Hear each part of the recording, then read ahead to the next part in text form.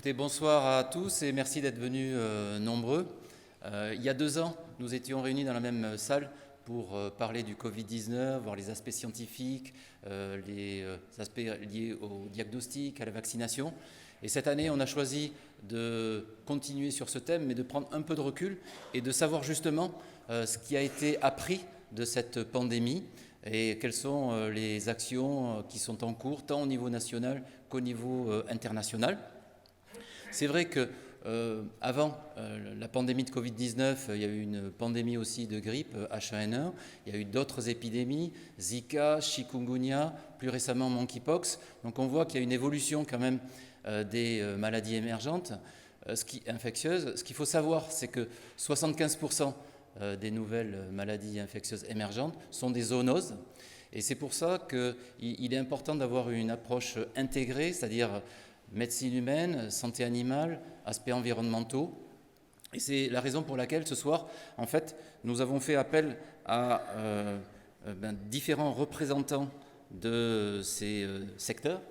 Tout d'abord, la professeure Brigitte Autran, qui est responsable du COVARS, le comité de veille et d'anticipation des risques sanitaires, qui nous parlera des actions réalisées au niveau national.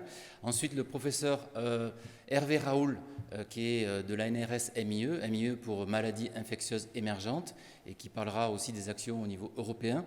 Mais comme on le disait tout à l'heure, il est important d'avoir aussi le volet santé animale.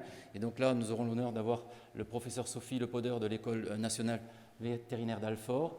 Et enfin, le professeur Vincent Legros de VétaGrossup.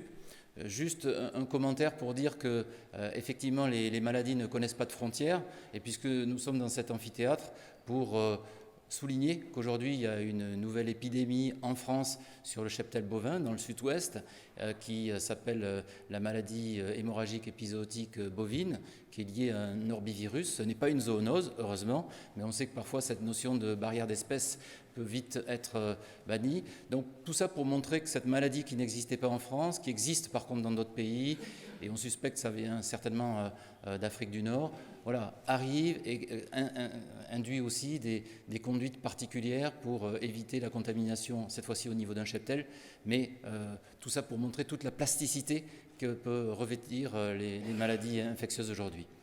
Donc je vais passer maintenant la parole au professeur Brigitte Autran qui va nous parler du COVARS et des actions au niveau national. Je vous remercie.